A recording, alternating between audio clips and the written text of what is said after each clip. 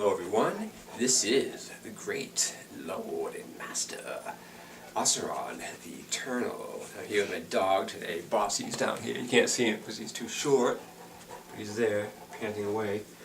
This is a continuation of the previous video, the 3D Vortex Math Cube as a cube, and this is a continuation of that. You'll notice I changed up the drawing here, and it produces a beautiful flower of life. And you'll also see over here, this is what this really is. See, this presentation is the Yggdrasil, but this is what the Yggdrasil really is a cube. It's a cube structure that interlocks with other cubes to infinity. This is what this is. And what you'll see is, you'll notice that there's empty spaces here on the Yggdrasil.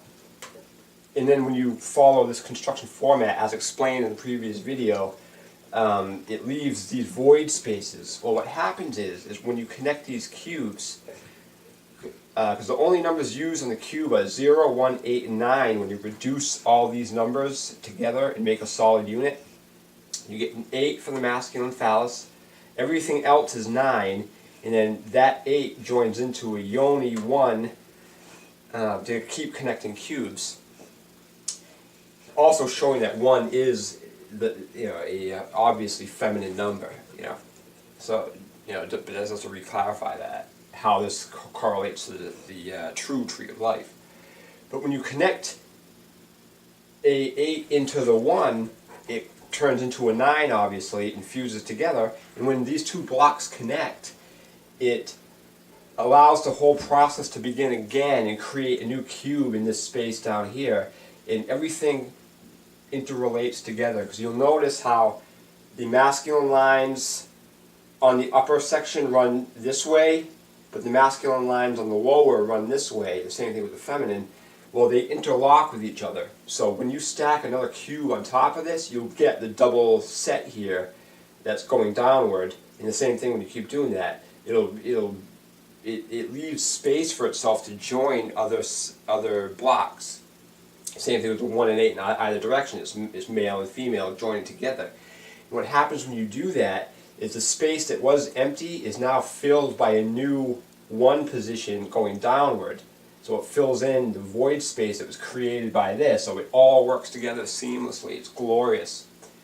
Now, one of the things that was killing me for days trying to figure this out was how the Kundalini relationship, these green lines, or the 369 grid, interacts with this cube structure.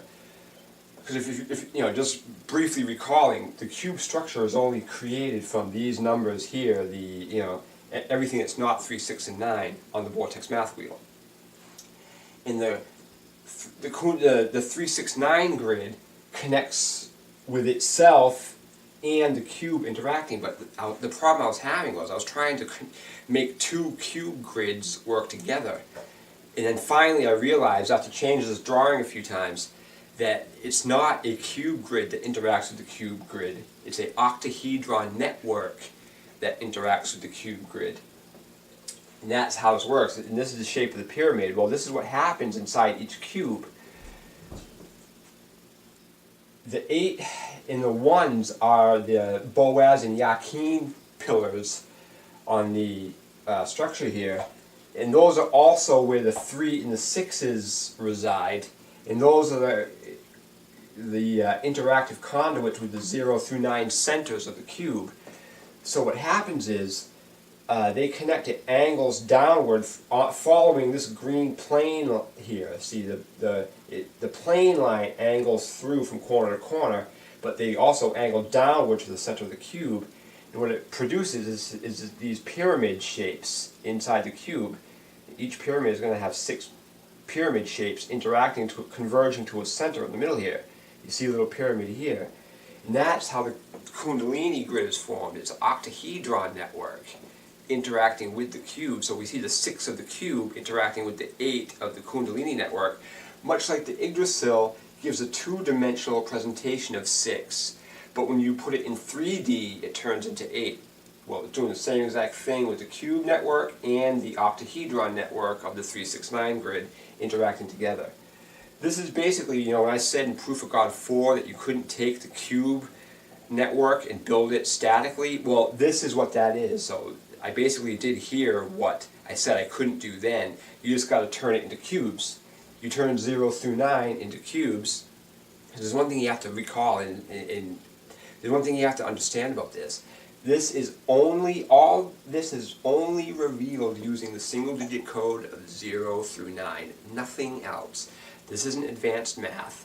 To be honest with you, I'm not even good at math. I mean, I was never schooled properly in a solid foundation of math to really be able to understand what goes on, at college level math or even advanced high school math.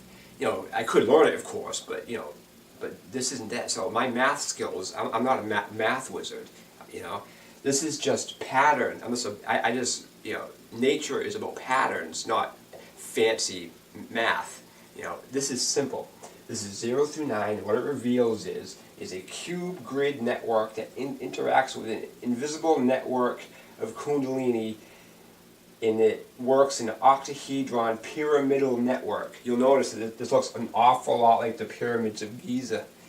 Well, it's, anything outside of mainstream academia, anyone who looks into that knows that those pyramid structures were not tombs at all. I mean, and the evidence is blatantly overwhelming. But it's been suggested that it's been a machine of some type, and it's very probable that it's a machine that harnesses the powers of Kundalini, or at least mirrors the shape of the Kundalini network in physical 3D form somehow. Okay. So that's really basically it with that. So all of this has to be the coup de grace to this series, because I just revealed how the single digit code builds a 3D network of cube interlocking modules that connect to each other to infinity. It never has to end. It may end somewhere, but it doesn't have to. These building blocks are designed to work and integrate and grow and keep growing forever.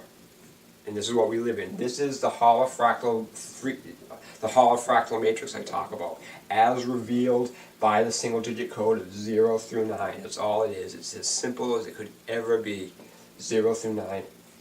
So, there's just a couple other little things I want to get to, just little things. You'll notice that the 369 sequence, depending on how you write it up, if you write it out as in its natural form, 369, it becomes 333. If you put the masculine first, 2639, it produces 666. If you separate it in the vortex math separation, it goes 396 and it cancels out to 999.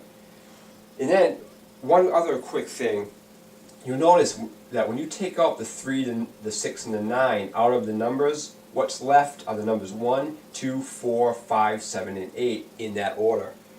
Well, if you notice, like from my video I just made, the Kundalini grid using the two-dimensional number grid, which is just basically a more refined version of my Proof of God 3 video, basically. You'll notice that these two numbers are both masculine, and then it's followed by 2 more feminine numbers. Well, if you apply the same principle I used making the dash matrix on that video, and you join and reduce any connecting number that's the same polarity, this 2 and 4 reduces to 6, and then this 5 and 7 reduces to 3. And I've been over what these numbers mean in this video series probably a billion times now, so I shouldn't have to do it again. But this is it. This is the 3D Vortex Math Cube as interlocking modules and the Octahedron Kundalini grid. Thank you for watching, and namaste.